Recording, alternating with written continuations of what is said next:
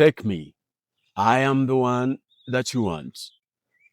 These were amongst Thomas Sankara's last words on a day like today, October 15th, 1987, when commandos from Blaise Compaoré's unit stormed into the meeting that Thomas Sankara was having. This was a last act of courage from a leader who truly served his people. He wanted to save the lives of the men who were with him in that room attending that meeting. Tragically, these commandos did not spare their lives. They proceeded to shoot not just Thomas Sankara, but the 12 men who were in that room with him. Only one escaped. Today, we are going to look briefly at why the life and leadership of Thomas Sankara still matters to you in today's Africa. Why his words and why his ideas still resonate with so many Africans today.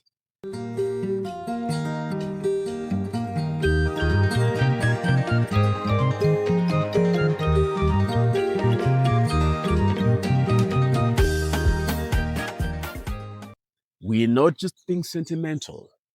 We're not just looking back with nostalgia at history, but we are drawing inspiration and vital life and leadership lessons from the great Thomas Sankara. For starters, October, the month in which he was assassinated, continues to have special resonance and significance across the continent.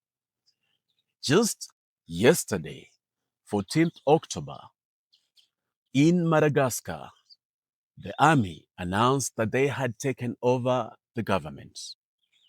And the president, the deposed president, Andre Rajoelina, was also impeached by parliament just yesterday.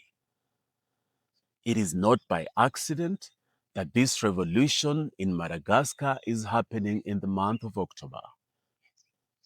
Similarly, in Cameroon, the opposition leader has just announced that he has won those elections, and in so doing, he has defeated Paul Biya, the incumbent 92-year president, who, for most, if not all, of his presidency, was but a puppet of France in particular and the West as a whole.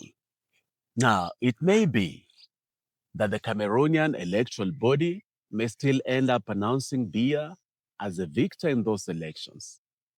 It doesn't matter, because the people of Cameroon now know that it is possible, electorally speaking, it is possible to defeat Paul Biya. Even if he's going to be announced as a victor in those elections, the people of Cameroon must draw inspiration from the revolutionary spirit of Thomas Sankara and other great sons of Africa, like Amilcar Cabral. And in present-day Africa, draw inspiration from somebody like Ibrahim Traoré, the president of Burkina Faso. And talking about Traoré, he himself became president of Burkina Faso on October 6th. There you go again with October. He became president of Burkina Faso on October 6th. And Thomas Sankara is the main role model and inspiration of Ibrahim Traoré. There is no Ibrahim Traoré without Thomas Sankara. In 1987, when Thomas Sankara was tragically slain, it was just a few months before Ibrahim Traoré was born. In March 1988. In 1987, when Thomas Sankara was assassinated, Yoweri Museveni had just taken over in Uganda as a revolutionary leader, and he drew inspiration from Thomas Sankara. In fact, Yoweri Museveni attended Sankara's memorial in Ghana. And in Ghana at that time, Jerry Rawlings was the president. He declared a week of national mourning in honor of Sankara. Yoweri Museveni attended a memorial that was held during this week. And so today, wherever you look in Africa, there are leaders who have arisen because of the revolutionary spirit of Thomas Sankara. Now, I'd like to touch on a few things that set apart Thomas Sankara and why, and show you why they still have resonance in today's Africa. I will show you why your president, your country here in Africa needs to follow those same revolutionary footsteps.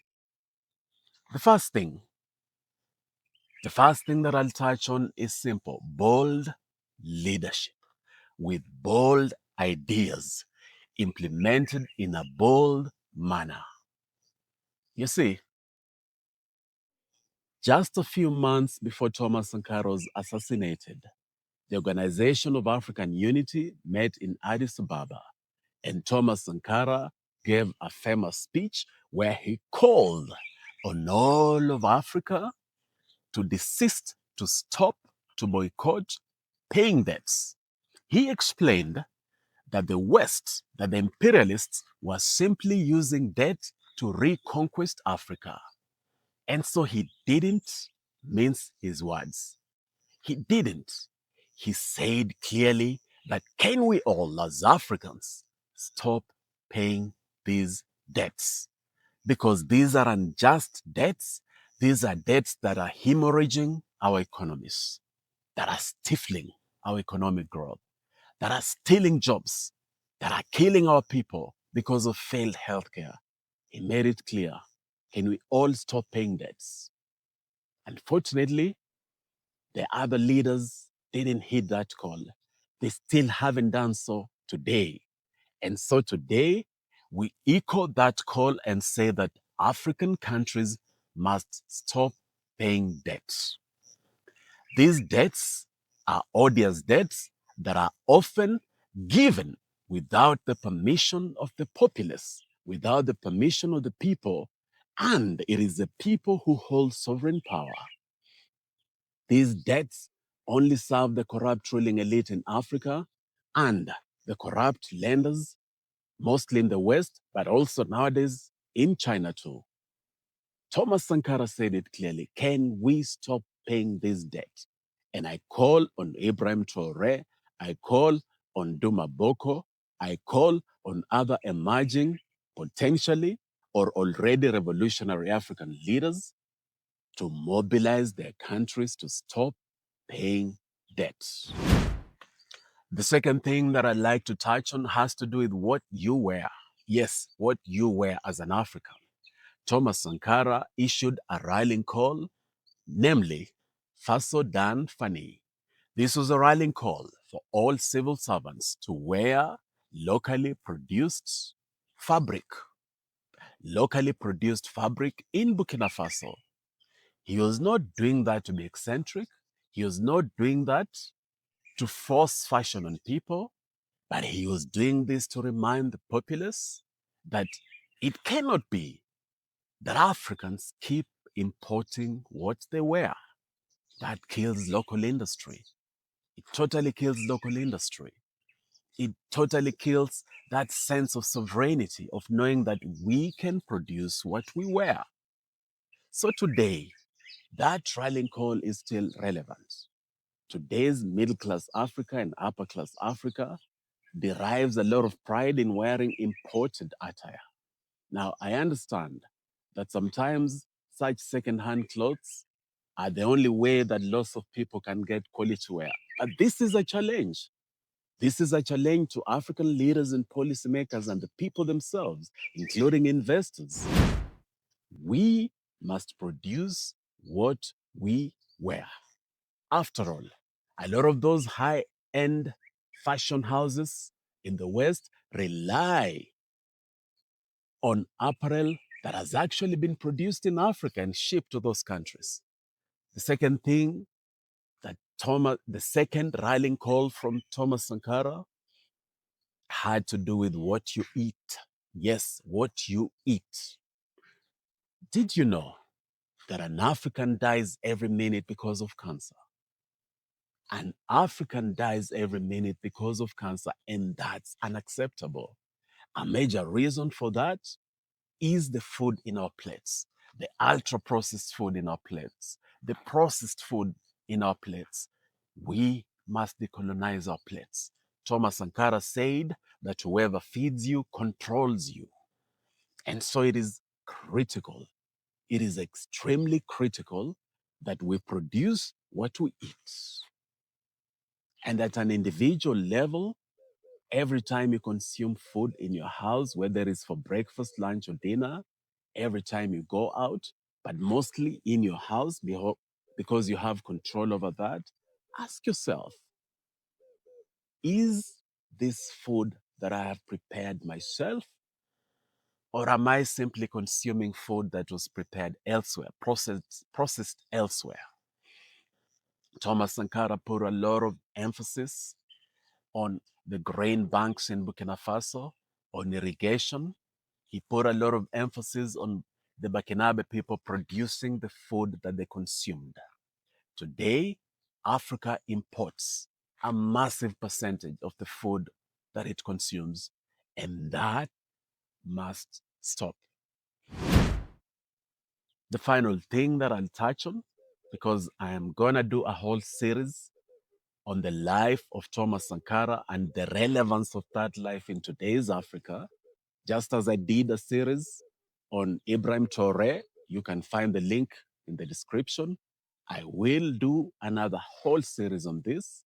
But for today, the final thing that I'm going to touch on is how Thomas Sankara ensured that all government officials used the cheapest car in Burkina Faso at the time, the Renault 5, the Renault 5, because he rightly argued that there is no reason for the executive or the legislature to keep consuming, to keep wasting the people's money. That is so important in today's Africa, where you see big cars exemplifying the big man syndrome that most of our presidents exhibit, all those big motorcades. That executive wastage, legislative wastage is robbing Africa of much needed public resources. And so today, fellow Africans, as we commemorate and celebrate the life of Thomas Sankara, as we remember the tragic day of October 15th when he was assassinated, not just by Blaise Compaoré, but by that unholy trinity of Blaise Compaoré, the United States of America, and France. As we commemorate that tragic assassination, let us remember that Thomas Sankara's revolutionary spirit is not dead.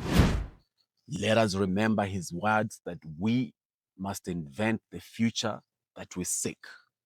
Let us make an appointment to that future, a future that starts today, that starts in the present, a present and future where we stand tall as Africans, where we guard our sovereignty, where we nurture our sovereignty.